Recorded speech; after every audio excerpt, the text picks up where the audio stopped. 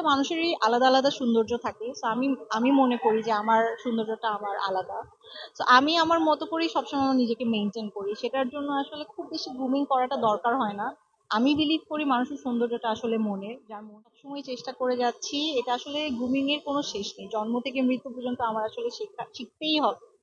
So নিজেকে যতটুকু পারছি গ্রুমিং করে। কাজের ক্ষেত্রে আমি আসলে স্পেসিফিক কাউকে না, আমি আসলে সবাইকে ফলো করি, এই সেন্সে যে আমি আসলে সবার থেকে একটু একটু করে পজিটিভ জিনিসটা নিই। সো আমি স্পেসিফিক কাউকে বলতে পারবো না যে আমি অ্যাকচুয়ালি তাকেই অনুসরণ করি বা সেই আমার ওয়েল, মানুষের কাজের জায়গাটা তো সবসময় এক থাকে না, সবারই আপস এন্ড ডাউনস থাকে। অ্যান্ড আমি যেহেতু অনেক ছোটবেলা থেকে কাজ করে এসেছি, অ্যান্ড মাঝখানে আমার পার্সোনাল লাইফের জন্য আমি একটা ব্রেক দিয়েছি, এখন আবার কাজে ব্যাক করেছি। দুটো জায়গাটাই আমার মনে হচ্ছে কাজের জায়গা থেকে আমি অনেক ভালো আছি, এখন মানুষরা আমাকে আরো অনেক বেশি ভালোভাবে একসেপ্ট করেছে। আর মা হিসেবে লাইফটা আসলে অ্যামেজিং, এটা আসলে I don't have any words two, প্রচুর ম্যাচুরিটি অনেক বেশি বেড়ে গেছে। সবচেয়ে বড় পরিবর্তন যেটা, আমি সবসময় আগে আমার মা আমাকে ফোন করে, যখন আমি শুটিং এ থাকতাম, আমার খোঁজ খবর নিলে আমি বারবার বলতাম যে মা তুমি এত টেনশন কেন করছো, এত টেনশন কেন করছো। আর এখন দেখা যায় আমি উল্টা মাকে ফোন করে বারবার জিজ্ঞেস করি যে মা আলিফ কেমন আছে, কি করছে। তখন মা আমাকে বলে যে দেখেছো এখন মা হওয়ার পর পরিবর্তনটা কি আসে।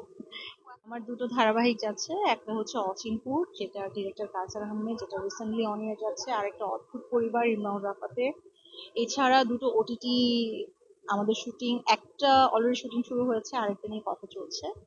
একটা বিজ্ঞাপন করার জন্য আমি দেশের বাইরে যাব। বেশ কিছু স্টেজ প্রোগ্রাম আছে, কারণ এটা ডিসেম্বর, সামনে নিউ ইয়ার, ভ্যালেন্টাইন আসছে, ভ্যালেন্টাইনে নাটক আসছে সামনে, ফটোশুটস হচ্ছে, অনেক অনেক কাজ আসলে।